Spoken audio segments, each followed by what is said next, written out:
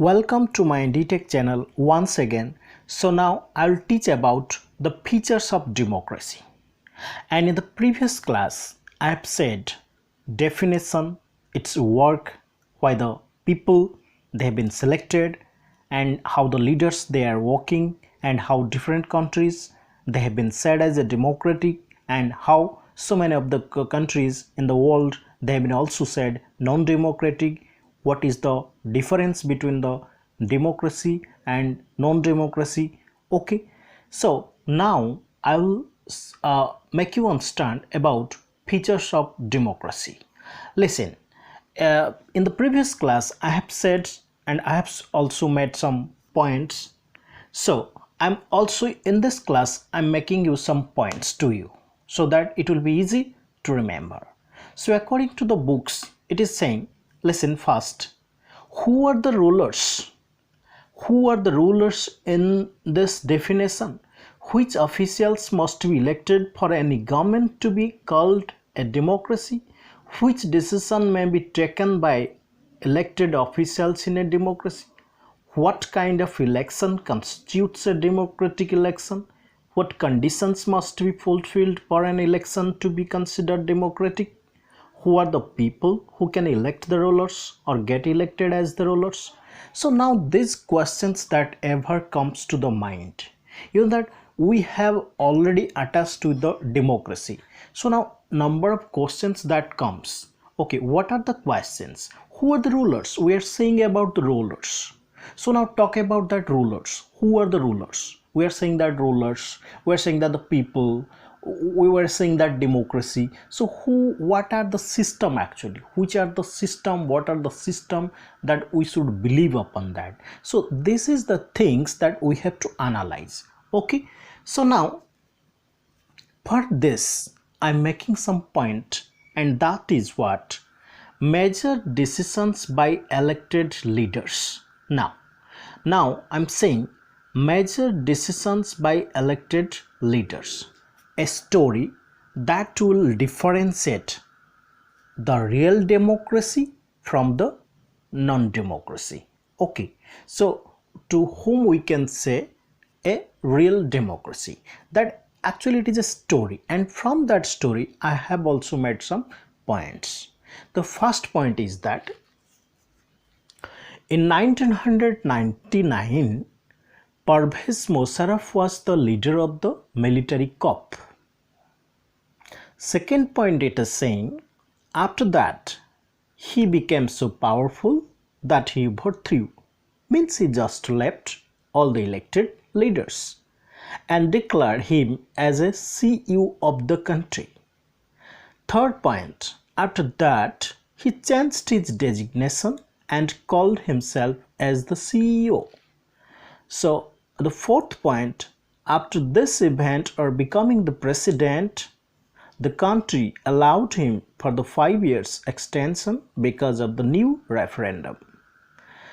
Next, fifth point, some media persons claimed that it was a fraud and has been done by the malpractice. Next, after listening this, Musharraf declared a legal framework where he could dismiss the assembly by his wish. So this has been actually done by Musharraf. During that time Musharraf, that he was the coup leader, and after that so he has got the most powerful of the country, and he that he endowed himself as the the most powerful of the country, and that is called the CEO.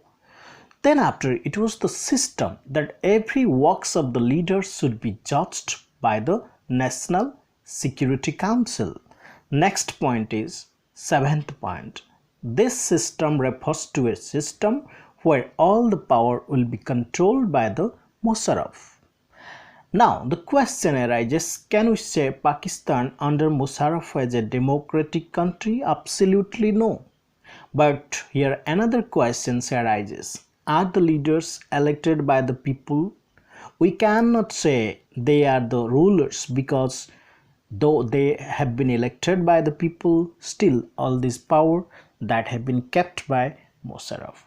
So now this is the things what I have said, and that this in this class I have made some points and you have to remember that.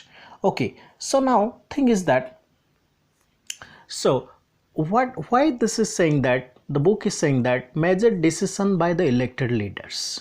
So now in the previous chapter it has a link, very good link with this chapter, and it is a question, okay, what kind of election constitutes a democratic election? What is that actually elections?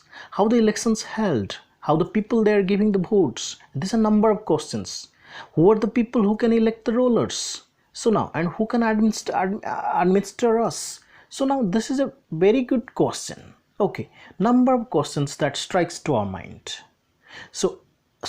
And another one is saying that key major decision by elected leaders. What are the major decisions that actually elected, that actually decided by the elected leaders? That's why your books have, that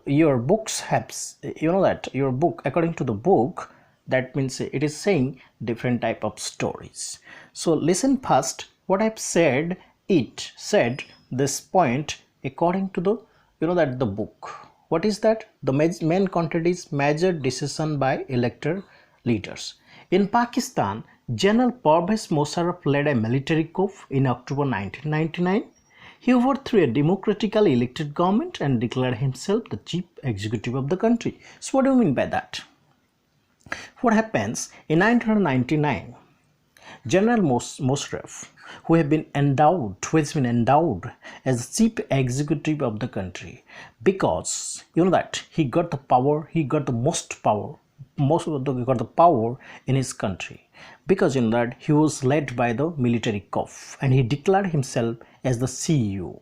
After that, some of the media persons, they said why we should give respect as the CEO.